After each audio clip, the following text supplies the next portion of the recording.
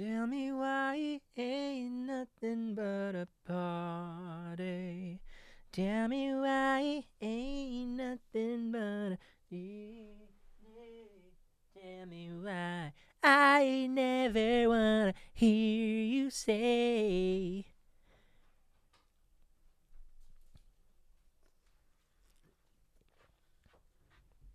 I love this rain, by the way. Me too. I was thinking about making my next three things something about rain because I hate people that complain about cloudy, rainy weather.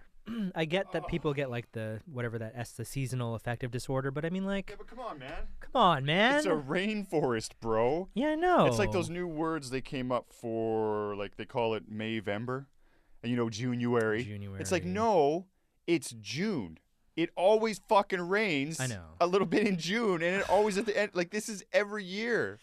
And the same with like snow and snow tires. People don't figure that out. But it's like, yeah, I hate complaining about. Don't complain about the fucking rain. What bothers me the most is like every year it's like a surprise. Like this has never happened before. Yes. It's never rained in June in Vancouver before. Oh, How long have you lived here? Get vitamin D light, you fucking douche. How about that? Stop complaining. Stop complaining. Enjoy the rain. Get out there. Soak it up. It's good for your hair. Is it good for your hair? I think so, actually. Really? I've heard that a while ago. It could be false. Could be fake news because the girlfriend that I had at the time was a little bit of a conspiracy nut. Oh, shit. Maybe she was just full of it. Remember acid rain? Yeah, was that ever a real thing? I don't know. That's what I was going to ask you. Do you use an umbrella? Never. Well, Never. I mean, you don't have much hair to protect. That has nothing to do with it. Didn't you want to talk about being bald at some point? Yeah, you want to talk about it right now? Yeah, sure. Okay, what do you want to talk about this week, Amir? Same thing we talk about every week, Eric. I hate everything and everything fucking sucks. Live to tape from Vancouver, it's Eric's Living Room, a show best listened to in the nude, featuring Amir Ali. And now, the man who still hasn't paid me for voicing these intros, here is your host, Eric Chapman. What's the... I get sick when I'm around. I hate everything about you. That song? I don't know what I think it's song Ugly that Kid is. Joe. Welcome to the living room. I am Eric. He's angry Amir. Pissed off about the world. Dude, why your tits out there, Titty McSuckle? I learned recently the word misanthrope, and it's basically somebody that just like dislikes society, essentially. I'm gonna get in your missus's throat. How about that? Just had to repeat that. Sorry. Why? What? But okay. So you're a misanthrope. Describe that more, because I'm not clear. Yeah. So there's, I mean, I'm sure a lot of people out there can relate, but look around, and I feel like I talk about this to some degree every week, but shit just kind of sucks. You look on the news, shit sucks. You look around you at your neighborhood. Like, I was coming here on the way, going down the Broadway corridor, obviously, which is all torn up for construction and stuff like that. And I was having a conversation with somebody about the fact that, so many of these businesses are fucked. Oh, a donut shop just closed on the corner. Wasn't even 8 months. Wasn't even 8 months. That place looks so cool. Ooh la la, I think it was. Oh, and the owners were awesome. Yeah. And, you hear stories about how much money that we're putting into, like, FIFA and these fucking businesses that could use $20,000. Mm-hmm. Meanwhile, $500 million is going to some corrupt organization to bring a soccer tournament here. And you see shit like that, I'm just like, man, everything sucks. And obviously not literally everything sucks. There are some joys in life, like tofu. I was going to say find one joy. Tofu's a joy. Name 3 joys. Tofu, yeah. Oat milk. Oat milk. And a good haircut, which I don't have right now. See, I like how you kept it simple. Yeah. It's like little that. Things. It's like when Larry David, what's the old white guy interviewer? Oh shoot, now I'm not gonna remember his name. He was interviewing a guy. He's like, well, what's luxury to you? Do you want a plane? Do you want like girls and the money? He's like, I'm on DuckTales. What do you mean luxuries? But he was naming off simple things, like he liked a nice fresh pair of socks. That's nice. Do you think this is like the rain though? You just kind of got to get used to it. The rain? Yeah, with your issues with everything sucking, I think you just need to get used to everything sucking, but you're having a hard time with that. But why? See, that's the thing. I don't want to get used to everything sucking because I think that's how we're at a point where so much sucks. Because everyone has gotten used to things sucking, and things sucking is becoming normalized. We should have normalized everything sucks. How do we unsuck unnormalize the sucking? I don't know. That's a big question, and I don't think we're ever going to answer that because people are too lost. Well, see, that's why I think we should enjoy the suck and just sit back and let the suck happen and not get too sucked up in it. Is that just like sitting back and watching the world burn? Yeah, kind well, of no, thing? you don't have to watch it burn. You can still have empathy and sympathy for it. But I mean, fuck, it just sucks. And so, like, I just feel like the dwelling on it is the issue, you know? So do you not, based on what you're saying right now, do you also think that everything sucks? Everything sucks. Oh, I wake up most mornings and I'm just like, I'm just going to grab a canoe and paddle out into the ocean for a while. And maybe I'll come back, maybe not. But yeah, in a mental health check, it's a little bit of my my little self-esteem is at the same way you're looking at everything sucking. My self-esteem is real low right now. Oh, no. Can't get it up. Yeah, I'm supposed to do this project and I can't get into it. What brought it down? I don't know. I think everything's sucking. You know, I've been noticing my social media has been too much lately, so I think that has something to do with Like it. on Instagram, on Twitter? Yeah, I'm on Twitter getting angry most days now, and the first thing, so I think that has something to do that with it. angry old man yelling at the clouds. Oh, I'm such an angry old... I was yelling at a bot the other day. I knew it was a bot the whole time, but I was just still just yelling. You don't yelling. ever want to catch yourself yelling at a bot. They're very realistic, those bots. I just try to ignore when there's someone that comes at me. It doesn't happen that often, but when they do, I either respond in a joking way with like a dumb gif or something, or I'll just ignore it. I try to, but usually I'll get right into it. Sometimes I'll do the joking thing and then I'll get serious all of a sudden, only on certain topics. But yeah, so I don't know. Yeah, I mean, yeah. I also have low self-esteem right now. Do you? Yeah, I can't really point to why either. Yeah, I do though. Maybe it's going around. Maybe it's a bug, the low self-esteem bug. Well, I still haven't got COVID, but I got low self-esteem. I don't know what's better. I might rather have COVID sometimes. Sometimes I wonder if it relates to work. I don't know if when you used to work in media, you still kind of do. No, I don't kind of. I do. You do. Yeah. You know, we're exposed to a lot of stuff that just sucks because that's the news. I think negativity draws attention usually. If it bleeds, it leads, man. Totally. Yeah. And I think maybe a little bit of that has blended into my life where I'm forced to read stuff that sucks all the time. Yeah. It's easy for that to bring your self-esteem down. Maybe you need a new job. No. No, see, that's the thing. Like, I've always been drawn to these positions that have... Yeah, you just like death and darkness. Yeah, I like death and darkness fine. and pressure, and there's some level of thrill to it. It's probably not great for your mental health. No. And I've always kind of ignored warnings of the ideas of, like, burnout and, mental exhaustion and stuff like that. I've just kind of brushed it off my shoulder. And I have suggested to people that have brought these concerns to me that I do think that one day everything's just going to like implode on me. You're just waiting for it? That's hilarious that you know it. You have the skills and the tools to do something, but you're just waiting for it to happen. Yeah. I think that's most people, though. You think so? Because even I'm that way. Like, I have multiple tools and I'm a mental health ninja. But sometimes I'm like, fuck it. I'm just going to spiral a little bit. I'm not going to... I know I should be fixing this, but I'm not. I'm not going to fix it. I don't feel like it right now. But this, I mean, you're figuring out why everything sucks through this conversation, I think. Yeah, and actually on that note, one of the things that we're talking about everything sucking and letting everything suck, but I like when I think about this podcast and how it sucks. It does. No, it doesn't suck. I just think about the potential opportunity to affect everything sucking, and it's hard, obviously, because there's everyone and their mom and their mom's sister and their mom's daughter and that daughter's boyfriend and their kids have a podcast, and to stay above that or to shine in that sea of 10 billion podcasts it's difficult, but could just hope that continuing to talk about things that matter, eventually people will care. Well, yeah, probably not. We're gonna have 30 viewers consistently for about 10 years. But we value each one of you 30. But we'd value you more if you paid us. I don't value that much. No, No, he does. You can't. Some things that why we don't suck, I've been told, is it because we don't. All these podcasts you're talking about have agendas when they talk, and we really don't. we don't practice. We're not rehearsing. We walk in the door. we're like, let's talk about this and this. Here's my mental health check. And that's kind of it. Like, we do not plan this at all. Yeah, and I don't even like the word agenda. It almost feels like malicious or something. I guess we're like the Seinfeld of podcasts then. And they became the biggest sitcom of all time. There you go. But I don't know if you want to be associated with Jerry Seinfeld. Oh my God, bring back the mask. Like, why do all these men want masculine men to come back?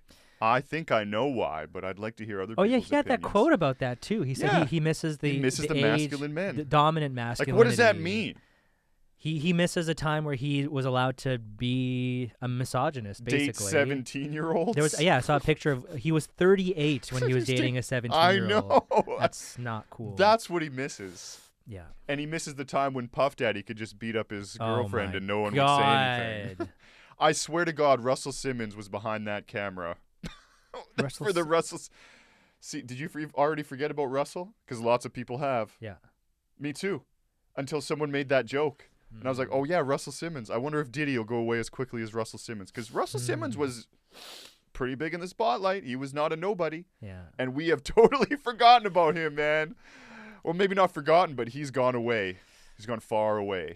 Well, this kind of ties into something we talking about, which is things that used to be cool. Yeah. Puff Daddy used to be cool. Yeah. I remember when he was. I used to love Puff Daddy. Did you see the fucking story? I think, don't quote me on this, but I think it was a Rolling Stone article, or the writer was from Rolling Stone. Speaking of piece of shit. So when Biggie died, they wanted to put Biggie on the cover of Rolling Stone. And they have this transactional conversation of Puff Daddy being like, nah, that fool's dead.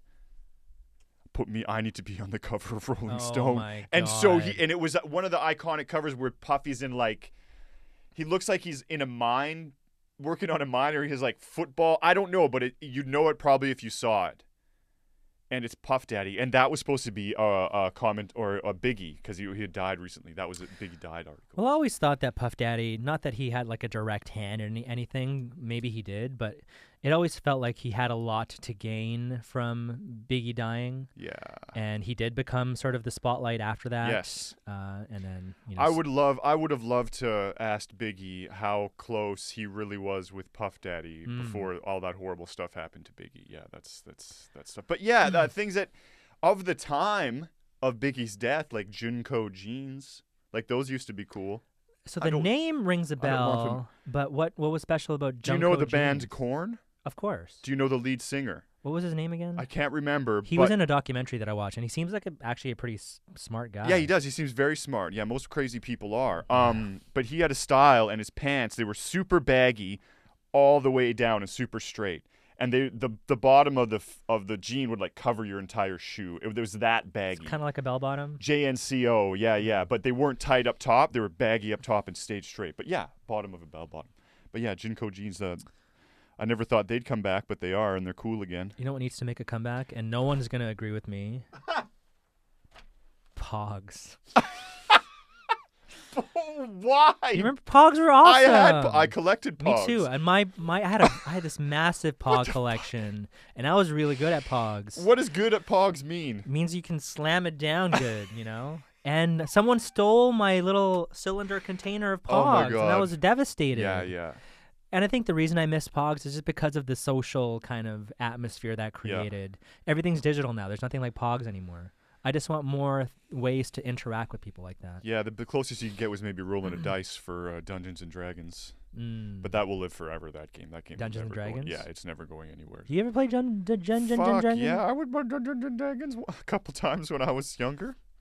My friends were really into it. I kind of got into it. It was fun. Yeah. But wait, there was the thing you were bringing up here. I don't want to lose it because you were bringing a topic up. Oh yeah. Well, recently I did a story about the skateboarding community. Ooh, I'm a writer. And I think this is the case in a lot of major cities where it's one of many of these groups that have just sort of become stigmatized and pushed into like the dark recesses of the city. Whereas at one point in a city like Vancouver, there used to be like a global event where people used to come to Vancouver from all around the world for a major skateboarding tournament, and it was cool. The culture around it was super cool. The fashion around it was cool, and it just made Vancouver seem super hip. what is making a city like Vancouver hip today? I can't really think of anything at the top of my head. There's all these large corporate events, like we referenced FIFA recently. Well, and they want to sell our parks to corporations too, with the corporate names. I was reading a little bit more about the skateboarding community at large, and apparently in Sweden's got a really welcoming skateboarding community. Really? They've even got a high school there that's built around a skate park, and the public can come and Shut your mouth device. Really? Yeah. That's fucking cool. Vancouver actually has this the skateboarding coalition, and it's a bunch of these really cool young people that are our age just trying to advocate for skateboarders. Well, that's been around a long time, hasn't it? Yeah, I think so. Yeah, and it speaks to the time when... Because it's weird, because it seems like through the 90s, skateboarding really fought hard to become legit, and then now it's in the Olympics, and it's it's at a level, but now to your point, it's like we're putting pieces of metal on things so they can't slide them again. Totally. You know, and making more structural things that are anti-skateboarding or anti-skateboarding, and like chasing them away. I wonder why we've turned this corner back to delegitimizing skateboarding, because it's fucking pretty legit, man. Yeah. Like real legit. It's in the Olympics. I used to love skateboarding. I used to play all the Tony Hawk's pro skater games. I used to wear skater clothes all the time. And to answer your question, like I don't know if there's like you can point to one thing, but I think a lot of it is the same as everything that's happening in a city like Vancouver. People, have these expensive properties. They don't want these young kids making noise around their properties, potentially damaging property, and again, that's just making the city kind of suck, honestly. So is it part of the whole, like, Vancouver sucks thing? Because everything, we're on the topic of Vancouver sucks. Like, do you think it sucks now? Is it lost its luster? I feel like this is a thing that cities go through, though. Vancouver's a cool place, but why is Vancouver cool? Well, what made it cool in the first place? Well, I Michael think Bublé there's lives here? a lot of people that think that Vancouver was never cool, and that's why we always had that nickname of No Fun City. Has it always been a nickname for Vancouver? I don't know. That's what I'm wondering now as well. But if we think back to the 90s, if they have, events like Slam City Jam, that's a fun city thing. Yeah. Losing that makes it slightly less fun. Yeah. And now if we have parks named after Seabus Memes made a joke about this, idea of corporations being able to like buy naming rights to parks and stuff like that. We're going to have like Pornhub Park now. Yeah. Which I would go to. What the hell's wrong with that? Yeah, what's wrong with Pornhub Park? I don't know. We need to normalize sex and sex work. But, yeah, I mean, does it really matter, though? Like, does the name of a park really fucking affect the people in the city? Because, like, I don't give a shit what the name of the park is. This is just coming to me now. I don't think we should sell our parks. But if we do, fucking who cares? I can still go and have a beer in it and still... Is it because we're so... concerned that the city is starting to suck that we're just like falling into it and like letting it happen? I think people are just trying to hold on to anything that's not been tainted by corporate wealth. I actually had somebody, I made a joke on Instagram about this potential future for parks and stuff like that. And it was actually a realtor who I know who messaged me and said, like, what's wrong with that? And he pointed to like other big cities like in New York and stuff like that. They do stuff like that. And it like brings, what story again? Like New York. I don't know. I don't remember the specific examples he mentioned. Okay. But just talked about how there's, specific things in New York that are named after corporations and stuff like that, and said, what's the big deal? The city's making money this way. Look, Mr. Realtor, you would sell your soul for a house, for God's sakes. No, but yeah, he's saying to my point, and yes, I agree. Realtor, I just don't like realtors. That's my problem with that. Or dentists. So yeah, but I mean, in the end, right, he's got a point. Like, what's the big deal? I guess, for me, it would make more sense. All of these types of decisions would make more sense if I, as a resident in Vancouver, was benefiting somehow by this corporation, giving money to attach its, like we as citizens, who a lot of us are struggling really bad, don't ever see the fruits of this type of deals and stuff like that. Even again, bringing up FIFA, all these hundreds of millions going into it, we're paying for a lot of it. I just don't get it. And that's why I hate everything. Do you think it's just the city changing and we feel like it's dying because we're just interpreting it as different than what it was, but it's just really changing and it's still pretty awesome still, and there's tons of great things to do all the time? Yeah. I mean, I don't want to necessarily live anywhere else. I love Vancouver. Yeah, I've lived we talked here. about this before. I'm not going. I want to go somewhere, but I probably will never go anywhere. I've lived here all my life. I just don't want it to be dehumanized and become so much about money, which is, it seems like it's. But yeah, I mean, even like some of the richest neighborhoods in the country are here. Like the British properties in North Van, the rich people, they built the Lions Gate. Point Grey, where you live, because you're a baller. Oh, I'm balling. Let me tell you, the holes in my socks don't come cheap. Are there holes in that one? No, Oh. I don't wear holy socks. Shit. Like the British properties, the Lions Gate was built by the rich people to get here because they didn't want to go the second narrows. So there's always been money here. That's so true. What's the like? How has it changed? What's the difference? Yeah. And again, I'm just trying to eat through it with you because I feel what you're saying, but I don't feel what you're saying because the city feels the same to me. It's still got the vibe. You can walk down, you can get spit on Granville Street if you want anytime. See someone peeing That's in the awesome. street. Can You you go get to peed on? you can go to the Swedish Touch and get a rub and tug with wherever you want. You can go. It's overpriced. Don't You go can. there. It's very true. You can go gamble on Hastings down right by the Boundary Road at like the Chinese restaurants. Wait, like what can you do there? There's certain Chinese restaurants where they at about 9 to 10 p.m. they light cigarettes and they start gambling and everybody's welcome. And they look That at you sounds and fun. they call you that word for white devil, whatever it is, but you're still welcome and it's fucking amazing. But yeah, there's still that stuff going on. So I wonder, it's just because it's there, it's just harder to find. I think you're right. Because you went to this event that I stood you guys up on a couple weeks ago that sounded really cool. This it was awesome. Dance competition at Kingsgate Mall. Stuff like that is awesome. But I think you're right. It seems to be just sort of pushed down where I would love to see this stuff more on the surface. Yeah. And I think that's why when people compare like Toronto to Vancouver, everyone talks about how Toronto is like a way more welcoming place for like artists and music, and they've got a better music scene. Interesting. I always hear that from everyone. Really, I don't hear that often. Yeah, and I think even when I lived there for almost a year, and I think I did kind of feel that as well. Like just walking down one of the main streets, you just feel that vibe more. Like the music vibe and welcome. Is it welcoming as well? Really? Eh? Okay.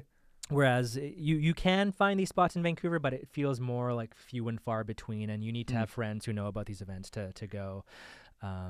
So yeah, I think it would be cool to just see that more on display. Oh, Toronto's gross though. Yeah, It's dirty. Overall, I didn't really love Toronto. Honestly, it did feel a little bit dirty, felt a little bit old and like grungy. Like when you land. When you look down, it's like brown spots. It's very brown and gray. Yeah, it's very gross. It's very gross. Yeah. But I think it's just, change, and change sucks the balloon knot, and if it's difficult, and you just got to tongue it, man. You just got to dive in and tongue it and let it happen and just be part of it. I think I'm just bitter because I'm poor. Yeah, that could be part of it. Like you have all this stuff around you and you can't do anything. I feel that. I can do some of it, but I can't. I can't do a lot of it. I can't do all of it. Maybe that's a good thing. Maybe I would. Maybe a lot of people talk about how wealth doesn't equal happiness. I tend to agree with that, but no, I don't. I just want a little bit more money. I don't agree with that. If you're watching the podcast and you happen to have a lot of money and then you have some extra that you don't want anymore, I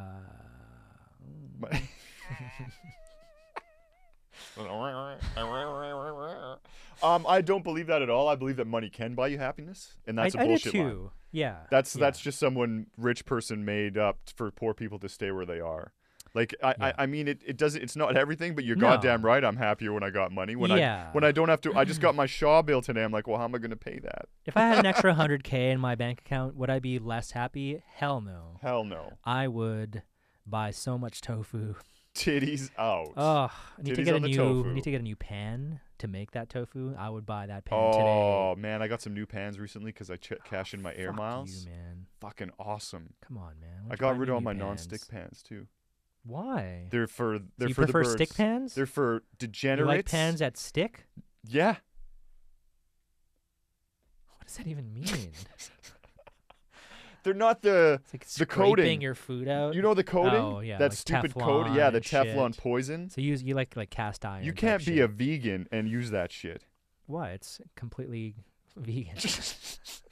They're just chemical. It's not like they make the pan out of a cow. See, I don't get that about vegans. How come you're okay with chemicals, but you're not okay with kill this? animals to make the chemicals. Chemicals, yeah, they do. Sometimes, yeah. Just care for the pans more, man. Fuck. What do you want to talk about next week, Schlumir? Same thing we talk about every week, Eric.